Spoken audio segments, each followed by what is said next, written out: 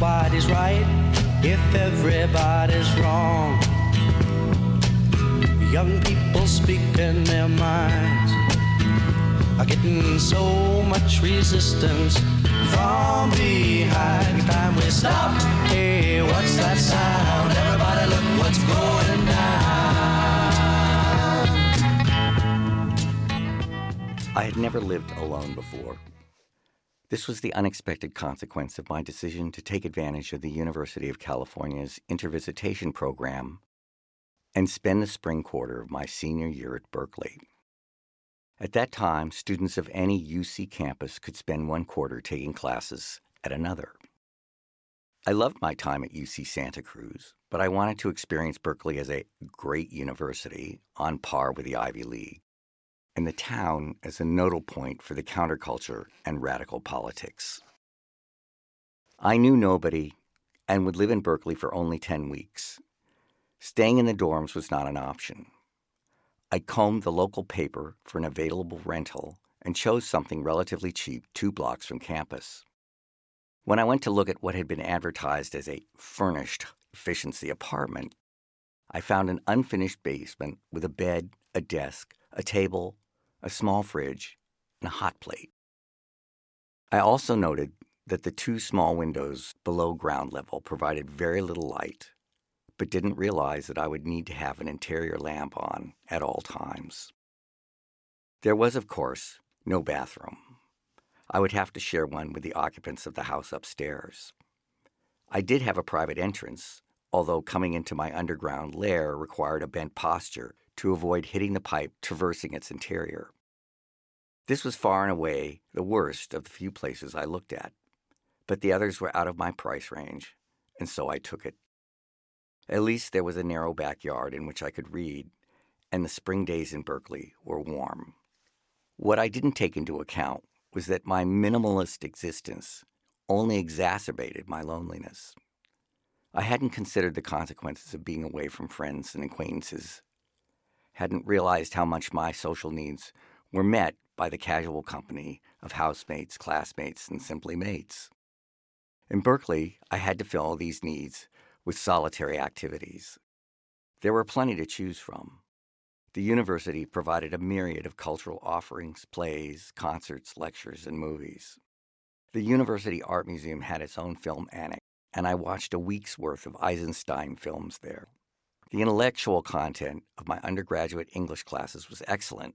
One of my professors was the not-yet-famous Renaissance scholar Stephen Greenblatt. But the classes were large and provided little opportunity for quick friendship. As for developing relations with the professors, a common occurrence at Santa Cruz, that was out of the question. They were busy or uninterested, or both. As for the counterculture, my illegal unit was only 2 blocks east of Telegraph Avenue, providing all I could ask for, and then some. On the final block, before the avenue ended at campus, flowed a constant bazaar of students, tourists, sidewalk musicians, hippies, God freaks, gurus, and crazies shouting about Jesus. Street vendors sold tie-dyes, leatherworks, lamps, body paintings, horoscopes, tarot readings, houseplants, pretzels, and buttons declaring, J. Edgar is listening to you. The bookstores, Moe's and Shakespeare and Company, were legendary, as were the record shops.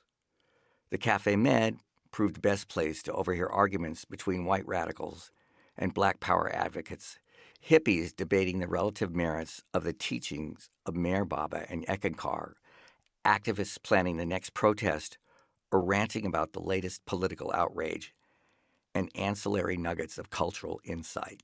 No, man, if you play Revolution 9 backwards, you can clearly hear Turn Me On, Dead Man. They're talking about Paul. The smaller shops offered a cornucopia of T-shirts, campus gear, watches, posters of psychedelic art and classic movies, and exotic foods for the era, such as heroes and crepes. The awning of the Shambhala bookstore proclaimed, All hail to the cosmic mind. There were regular businesses as well. A shoe store, a laundromat, a drugstore. But the Bank of America looked like a fortress after having its windows repeatedly smashed in student riots. And in front of the badly misnamed Garden Spot Market a knot of street people persistently bummed change from the passers-by. It was not uncommon to see a street vendor of dubious hygiene ply his trade in front of a wall on which "fuck capitalism" had been painted. Those 5 blocks of Telegraph provided all the stimulation of St. Mark's Place in New York or the Haight-Ashbury in San Francisco. But once my touristic appetites had been sated, I found it best to take the avenue in small doses. In the end, because of the hassling from the spare change freaks and the street people camped on the sidewalk, I found other ways of getting to school. Although the year was 1971, the 60s were far from over. And in the spring, a young man's fancy turned to thoughts of smashing the state. A year before, I had spent the entire month of May heading the Strike Library Research Committee during UCSC's extended protest against the expansion of the war into Cambodia. 2 years before, May witnessed the government-sanctioned destruction of People's Park in Berkeley, sparking the largest, most violent riots in the city's history. One bystander was killed by police gunfire, another blinded, and 200 protesters seriously wounded. I myself had come to Berkeley to participate in a protest march after the riots had been quelled, and we filed by the fenced-off land in the thousands, marching in sympathy with a community that had turned the long, fallow university land into a park, marching against the tear gas and billy club techniques the pigs had used to beat the demonstrators down, marching against the war, President Nixon, and Governor Reagan. "If it takes a bloodbath," our governor said, "let's get it over with." The atmosphere of the march was eerily quiet. Flanking the ruined park, a barbed wire barrier guarded 2 tanks and a line of National Guardsmen standing grim-faced and unhappy. Tanks! The fucking state militia called out against citizens of the state. One of my long-haired friends slid a daisy down the barrel of a rifle pointed our way. Everybody was tense, fearing the spark that would unleash more bloodshed. Overhead, a plane trailed a banner that read, "Let 1,000 parks bloom." By the spring of 1971, the war at home had only escalated. We were infuriated that so much of America had swallowed Nixon's lies, but many of our own demonstrations had turned violent. I had been a college student for 3 years, and each year on the political front had been worse than the last. Everybody I knew was against the war, hated Reagan, loathed Nixon. When flyers stapled to trees announced a demonstration on Telegraph Avenue to commemorate May 15th, the 2-year anniversary of Bloody Thursday, it was in the order of things, and so I went. It was a gorgeous spring day for a protest. The green hills of Berkeley rose up shaggily against a sky of unbroken blue. Arriving on Telegraph, I was surprised at what greeted me, or rather what didn't. The avenue looked unnaturally deserted in the yellow light of the morning. If there had been a demonstration, it had long been dispersed. Closed shops and empty sidewalks lined a street devoid of traffic. Some windows had been smashed, some litter baskets overturned. A few long hairs darted in and out of the side streets. A mist of white gas hung in the air a few blocks from where I stood. All was quiet around me, but I heard shouts in the distance. Fascinated, I began walking toward the university. As I reached the middle of the block, a crowd of young people rounded the corner with a police car in pursuit. They were clearly panicked. "The pigs are pepper gassing," one of them shouted, and my stomach convulsed. I too turned around and started racing toward a side street, but the cop car violently accelerated and shot sharp puffs of gas on either side. Once the block was covered, the cops sped off to gas another group. I hit the side street at full tilt, but stopped as soon as I was off the avenue. My eyes were stinging furiously. My nostrils burned too, and my lungs felt as if splintered boards had scraped them. A woman was crying and coughing behind me, but I couldn't see through the tearing and pain. Nauseated, I half-crouched against a wall, willing myself to keep my hands from my eyes. The burning grew less intense, but seemed to sink deeper into my sockets. I blinked furiously. The crying woman stumbled past, supported by a young man with a goatee and long brown hair. He turned and said, "You better get out of here. Those fuckers will be coming back." He was holding the woman's hands away from her eyes, guiding her along. "I wish we'd never come," she sobbed. "We never should have come." I stayed against the wall for a while, then slowly made my way to my basement. I wanted to go elsewhere, but knew no one in the area. Besides, I needed to treat my eyes. Upon returning, I soaked a wash rag in a vinegar and water solution recommended by the Berkeley Barb, lay on my bed, and dabbed my eyes. For a long time, I lay still. Slowly, the queasiness dissipated. The stinging subsided. My thoughts and emotions whirled in a stew of creativity. Why was I thinking of that? But I had to get it down on paper. I had to get it out. I arose, scrolled a fresh sheet of paper into my portable typewriter, and pressed the keys to my first story. הנה מה טוב ומה נעים, שבת אחים גם יחד. הנה מה טוב ומה נעים, שבת אחים גם יחד. הנה מה טוב, שבת אחים גם יחד.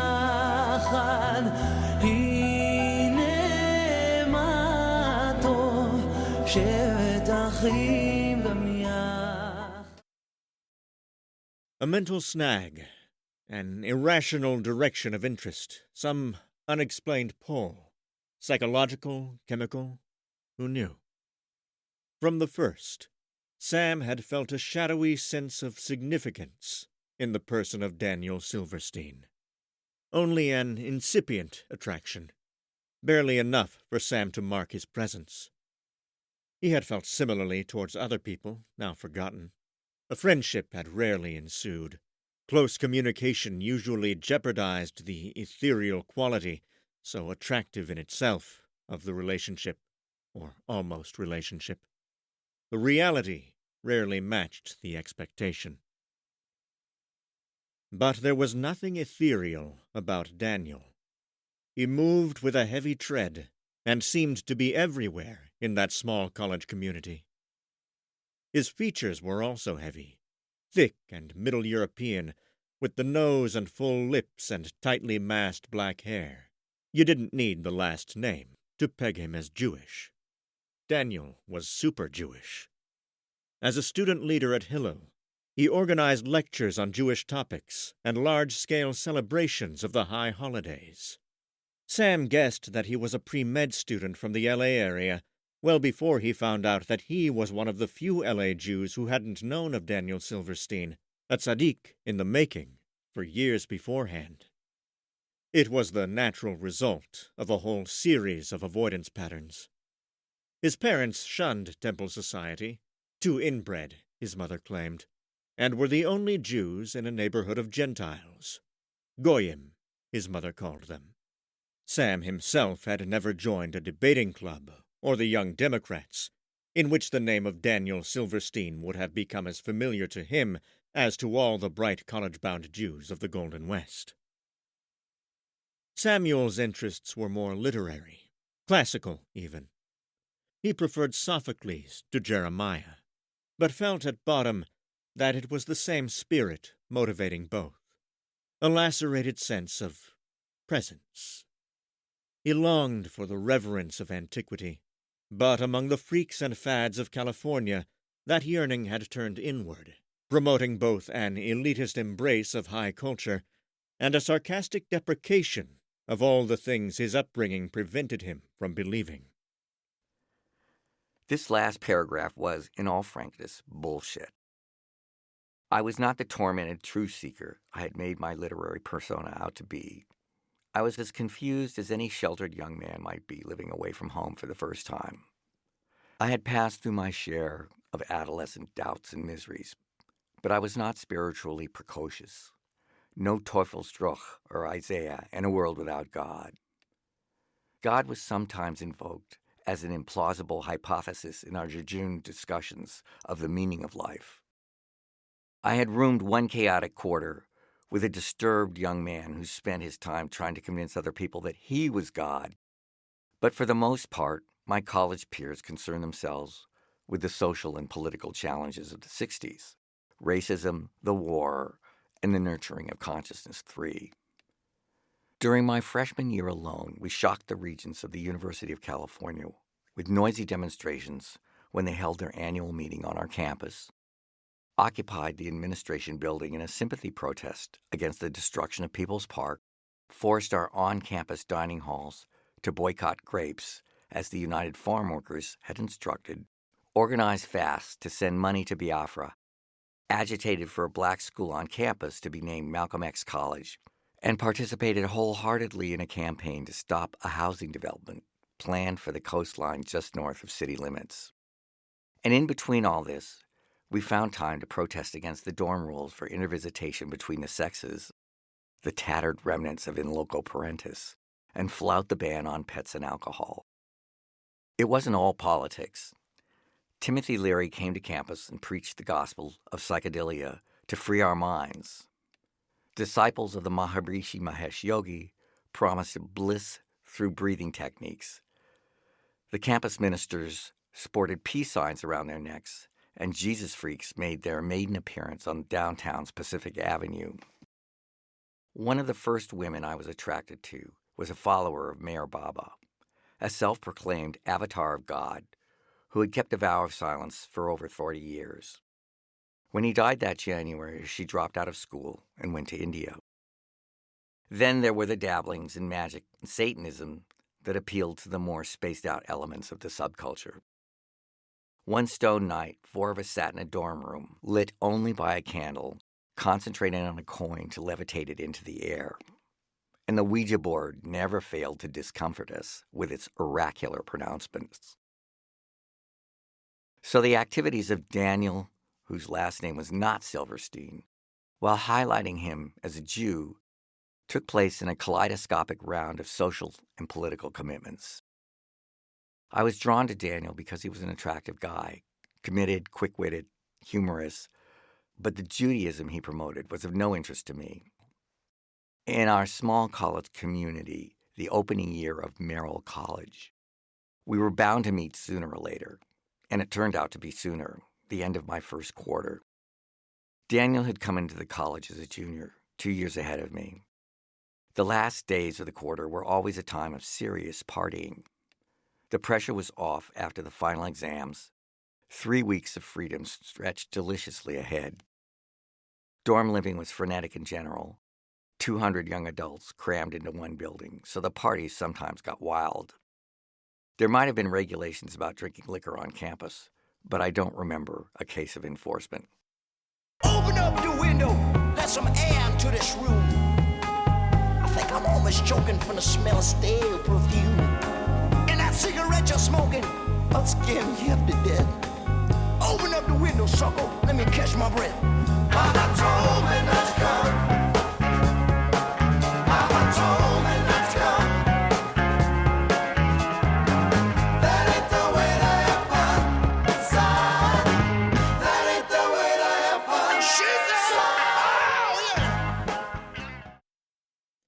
Sam could hear the babble of the party as he walked towards the dormitory entrance.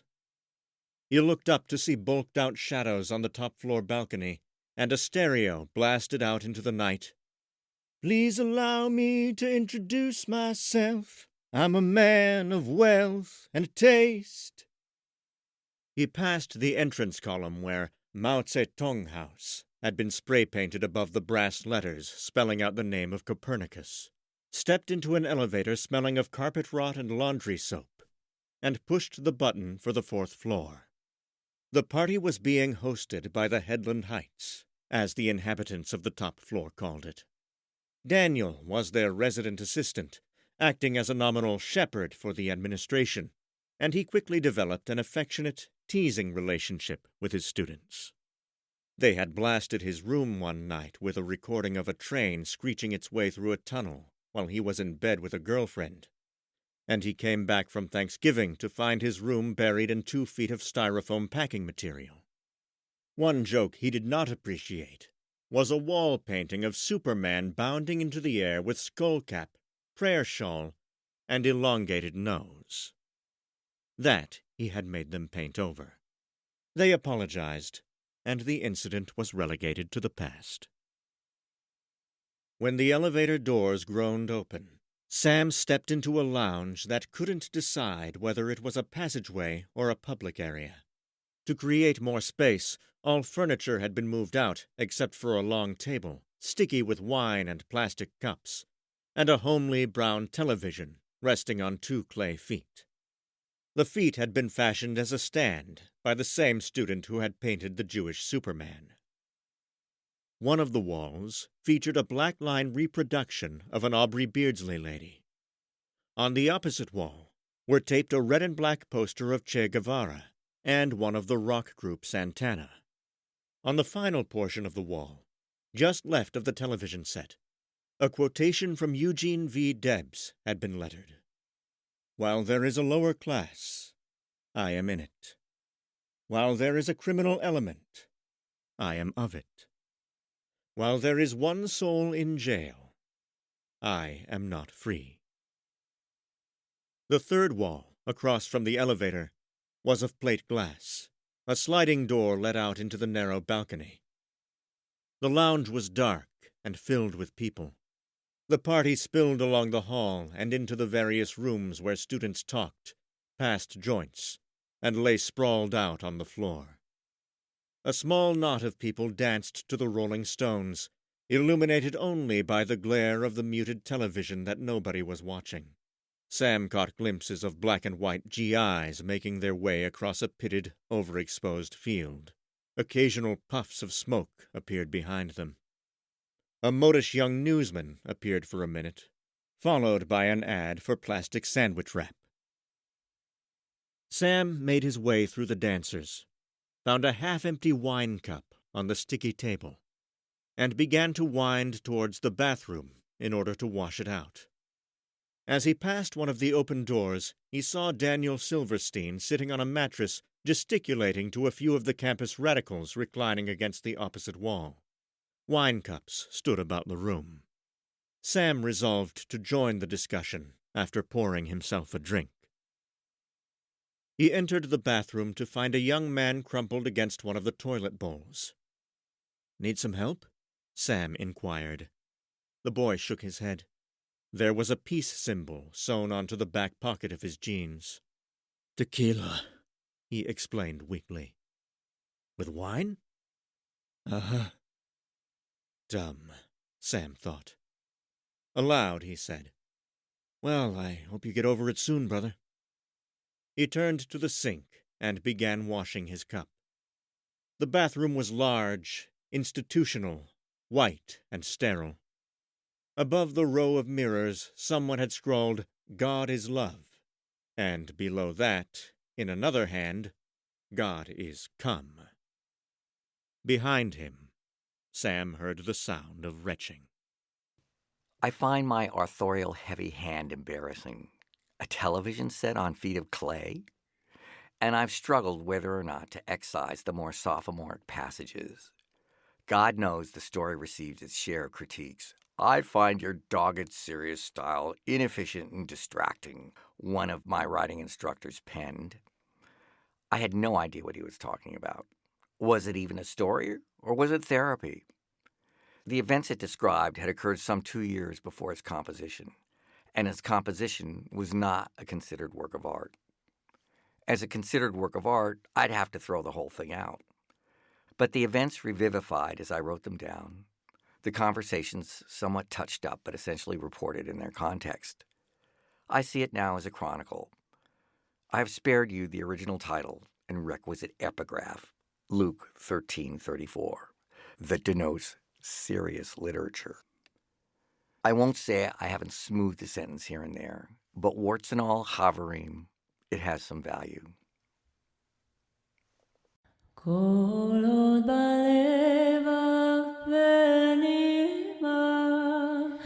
נפש יהודי הומיה לפתל מזרח קדימה עין לציון סופיה עולם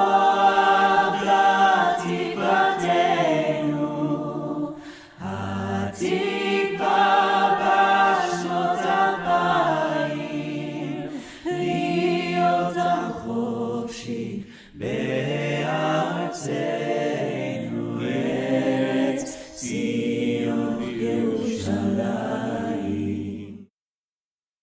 Sam entered Daniel's room to find him still in discussion with one of the leaders of the Santa Cruz Radical Union, known familiarly as Screw, a large blond student named Tom Applewhite. It was the name, perhaps, that had driven him to embrace a Maoist version of communism that Sam, as a layperson, had never desired to understand. Daniel's room, a single, was small and scrupulously neat, except for the superficial spill of wine cups and ashtrays. The walls were adorned with a large map of Israel and Chagall's aerial fantasies of the shtetl. The bookshelf was tightly packed, and auxiliary piles stood on the desk. Before a darkened window, a bamboo wind chime hung. The mattress had been placed directly on the floor to give the room a greater sense of space, and Daniel was settled on its India print covering, his back against the wall. Tom sat across from him, taking occasional sips from a wine cup. Sam turned the desk chair around and created the apex of an imaginary isosceles triangle at the mattress's far end. "You just can't accept the simple facts of history," the blond-haired boy was saying. "The Israeli state is a creation of the West, an enclave of capitalist expansion in the Middle East. The Jews are tools of American imperialism." "Now, I can't buy that," Daniel replied. "The Jews chose Israel and will die for Israel, not as an enclave of capitalist expansion." "I'm not saying the Israelis don't believe in what they're doing," Applewhite returned. "But they're not the ones who call the shots. They couldn't even exist as a nation if it weren't for all the aid we give them." "Well, the Arabs couldn't threaten their existence if it weren't for all the weapons the Russians give them." "And that's just my point," Applewhite exclaimed, seeing his way to rhetorical victory. "The struggle in the Middle East isn't really between the Arabs and the Jews. It's between the Russians and the Americans." Daniel lifted his chin as he made his reply. "Look, I won't deny that the fire is being fueled from the outside. But the Jews are fighting for something more than an ideology. They're fighting for their right to exist. We've always had to fight for our right to exist." "Oh, now you're calling in the old emotional arguments," Applewhite remonstrated. "You can't work that trick here in America. The Jews have it better than anybody else." "My parents wouldn't agree with you there," Daniel replied. "They grew up in this country, and they're still not convinced that what happened in Germany couldn't happen here." "Oh, you can't run off that old concentration camp guilt forever." "My God, man, 6 million Jews were wiped out. How much guilt will it take to neutralize that?" "It's always the same with you. Every time somebody starts to criticize, you drag in the 6 million. You can't browbeat everybody into silence that way. It doesn't have anything to do with the situation in the Middle East." "It has everything to do with the situation in the Middle East. Why do you think the Jews so desperately want a place of their own? For 2,000 years, we tried to settle in other lands, and everywhere we were persecuted, killed, run out, or turned into an underclass. Why shouldn't we have a land of our own when other nations despise us and hunt us down?" "If you really feel that way," Sam interjected to his surprise, "why don't you go to Israel yourself?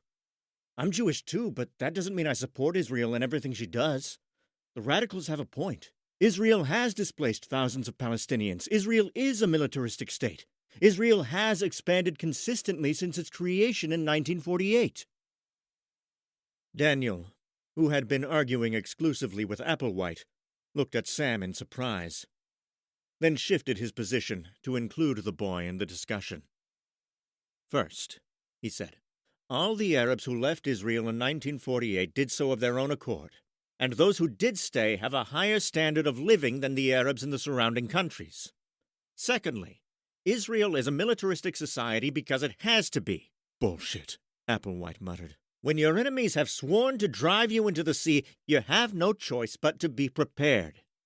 Thirdly, Israel has expanded through wars that have always been started by the Arabs. If the Arabs had allowed Israel the right to exist from the beginning, it wouldn't be half the size it is today." "Why should the Arabs grant Israel the right to exist?" Tom exploded. "They had the land taken away from them. The British muscled in and said, 'Here, we're going to give this to the Jews because we don't want them in Europe anymore.'" "That's not very accurate," Daniel replied. "But even so, it points up the historical need for a Jewish homeland." "Why at the expense of the Arabs?" Applewhite retorted. "You had 2,000 years in Europe. The Jews started settling in Palestine decades before fascism. You can't blame Hitler for Zionism. Why'd you have to invade a third world country?" "That's like asking a black why he can't be white," Daniel smiled. It's not the same thing at all, Sam objected. I think the Jews in America can assimilate. I am assimilated, as a matter of fact. But that doesn't solve the problem for the Jews in Europe or the Soviet Union. You can't assimilate into a society that won't accept you. And as long as Jews are oppressed or threatened anywhere, Daniel continued mildly, we can't forget our own identity either. Well, I'll tell you, Sam said. There are plenty of minorities being oppressed and threatened right here at home. I don't think we need to look to other countries to find that. But you'll always have a special feeling for the plight of the Jews in other parts of the world, Daniel said. You can't deny your tie to Israel. I jolly well can deny it, Sam replied in irritation. Being Jewish means practically nothing to me. I wasn't even bar mitzvahed. I've been inside a synagogue maybe 5 times in my life. I don't know 10 words of Yiddish. And the fact that 6 million Jews were systematically slaughtered only 25 years ago means nothing to you? Well, of course it means something. It was a crime against humanity. So was the genocide of the American Indians. So was the genocide of the Indians in Brazil, and that's happening right now. Of course it means something, but it happened before I was even born. It's history to me. It's not history to the people walking around with numbers on their arms. But it's history to me. You asked whether it was important to me. Am I supposed to renounce my American citizenship because of something that happened before I was born? Nobody's asking you to renounce anything, Daniel said placatingly. As a matter of fact, I'm asking you to accept something. To accept your identity as a Jew. What for? Sam challenged. Because you were born a Jew. Applewhite snorted at this, but Sam felt his forehead flush. That simple observation had cleanly pierced his defenses, and this was recognized in the silence that followed. Daniel sat looking at Sam almost tenderly, and the boy felt a sudden rush of affection for the older man. His face was kind and laughing, and yes, the features were certainly Jewish. The boy no longer felt like arguing. I'll have to think about that, he finally replied, and the discussion swerved back to the merits and morality of Israel's existence. And so commenced my indiscreet flirtation with my Jewish identity. The dim corridors of history, dim through ignorance, beckoned my soul with the promise of even higher idealisms than the ones that had brought me into the battle of my generation. There was no question of my believing in God, much less Jehovah. I was anatomically incapable of it. But I was a sucker for mystique, and the Jewish one was a whopper. I had grown up feeling secure in America. My most vivid encounter with anti-Semitism occurred on a school bus. My seatmate confided to me one day that Jews smelled. It was with great relish that I told him I was Jewish. I grew up with the knowledge that there were those who held negative ideas about me without knowing me. But my Jewish identity was so attenuated that the people who thought it was important enough to hate me for it seemed a little improbable and more than a little ridiculous. Through my mother, however, through the world of her childhood and adolescence, I glimpsed a society for whom being Jewish was the great divide between them and us, and they were not to be trusted. Reflecting on the tangled ambivalence her Jewishness brought in train, my mother once wrote to me, "Early in the week was Rosh Hashanah, which always makes me feel a bit guilty and a bit sad. Although I feel myself intensely Jewish, I cannot bring myself to practice the faith. Why? I grew up in an all-Jewish neighborhood, and the older people took this high holy day very seriously, while I chafed at missing school, died from hunger as we fasted until the evening glut, and generally hated the whole thing. But somehow I must have held it in awe and wonder, for I still do. Imagine over 5,000 years of steady faith. Not that it saved anyone from a pogrom. No, you see, it won't work. The cold intellectualism seems to come first. Or does it? But belonging had its positive aspects as well, and these were what impressed me most strongly. I was impressed by the solidarity of the Jewish community in Brazil when my parents had sent me to visit a Jewish friend who lived in Sao Paulo. Common enemies make common bonds, and with the presence of the Argentinian Nazis so nearby, The Jews of Brazil never lost their adhesive paranoia. Everywhere I went, I was welcomed as a brother from across the seas. I was impressed. I was impressed by the simple grace of the Sabbath meal as celebrated in a traditional home. The candles, white tablecloth, and brujas. I was impressed by the memories of a Yom Kippur service my parents took me to as a child. The high blue synagogue stayed with me. The prayer shawls, the Torah scrolls sheathed in their Gnostic coverlets, the mysteriousness of the Hebrew alphabet. I was impressed by Moses, the Old Testament, 10th century Spain, Shylock, Exodus, Einstein, Freud, and Marx. I was impressed by the fact that no matter what a man's achievements were, if he was Jewish, that fact always came out. So I was ready to consider Daniel's suggestion that I accept my Jewish identity. And when it became known that I was a potential convert to the Jews who still cared enough about being Jews to generate a community, the great membrane of belonging enfolded me.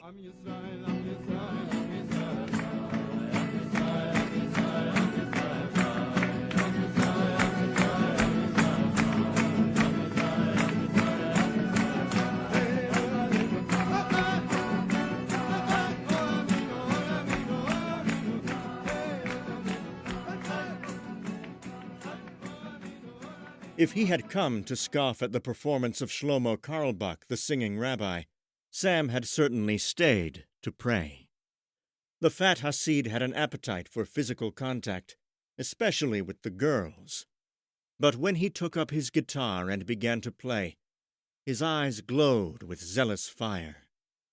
He sang his happiness in the faith, and the students who had come to listen were caught up. They swayed when the music was slow, danced in frenetic circles when it was fast. Sam lost himself in the ebb and flow. Shlomo played his audience like a master. At the climax of a song in which concentric circles of dancers had closed in upon themselves, everyone had finally knotted to the center, a mass of humanity swaying to the strums of the rabbi's diminishing guitar. Finally, there was only silence in the darkened room. Silence, and the clot of humans waiting for release. The silence lengthened. It closed about the dancers like a charged, transparent sack.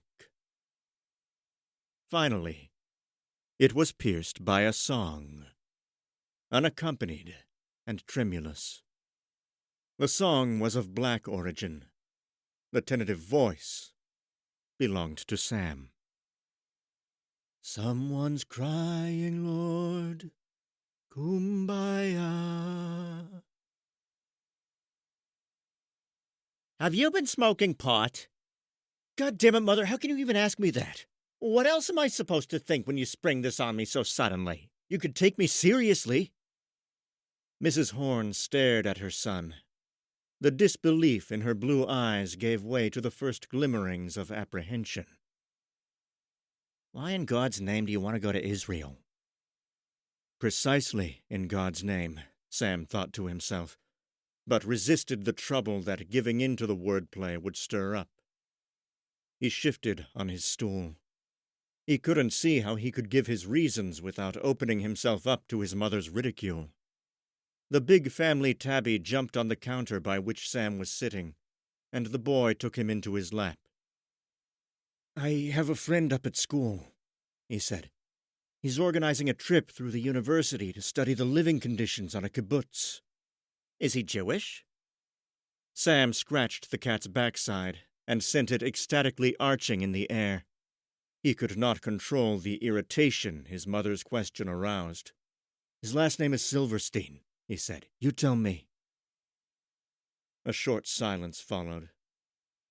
My son, the rabbi, Mrs. Horn said bitterly. Jesus Christ, Mom, Sam exploded. Most mothers would be glad their son was taking an interest in their heritage. Sam, Mrs. Horn pleaded. When your father and I moved out to California, we had no interest in getting involved with the Jewish community, so you wouldn't have to go through what we did. Sam pushed his hand through his black, curly hair. Well, you've done a splendid job. I'm an orthodox, dyed-in-the-wool agnostic. Mrs. Horn turned back to the stove and continued placing cloves in the scored fat of a ham. What did you want, Sammy? To go to synagogue every Friday night? Forced into Sunday school every weekend? Did you want to learn Hebrew for your bar mitzvah? Sam shook his head in exasperation. You always talk about the negative aspects of the religion. There's a lot of beauty in the traditions, too. Daniel had me to a Sabbath dinner, and it felt... what's the word I'm looking for? Consequential. There was ceremony, a sense of occasion, a feeling that that night was special and reserved for appreciation. Around here, the only thing Friday night meant was that we could watch television later than usual. Stung, Mrs. Horn turned again to her son. Sammy, that's not fair. I lived with the traditions for 18 years, and they were shackles. The Sabbath services were boring, and the temple society worse. I couldn't wait to get away from it all. I swore I would never put my children through that. Fine, Sam replied. But you didn't give up being Jewish, did you? The world was still divided between Jews and Gentiles. We knew that only the Goyim ate lime jello, decorated their houses with porcelain tchotchkes, and named their kids Candy and Terrence. I never said I gave up being Jewish. I'm just not religious, that's all. But what does that mean, Mother, to be Jewish and not religious? What does it mean? Mrs. Horn turned back to her ham. I have to make dinner. You haven't answered the question, Mother. Sam, her voice was tired. It's been a long day, and it's not over for me yet. I can't answer your question now. That's just the point. You can't answer my question. Only I can do that, for myself at least.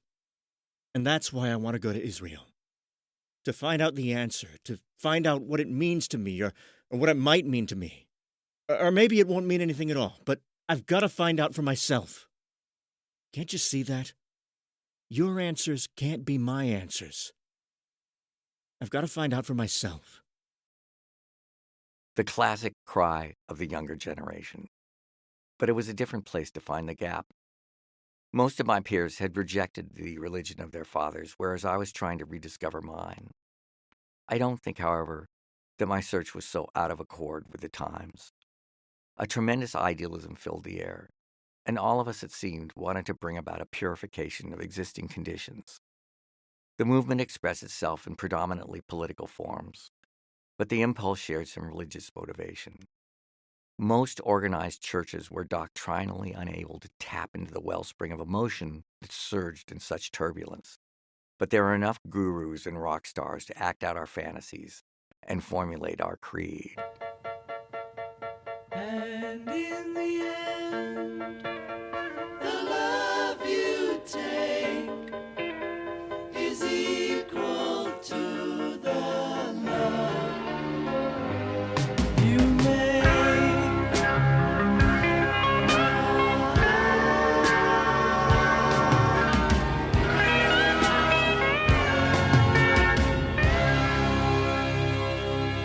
All of us were yearning in our various ways for redemption from middle-class America.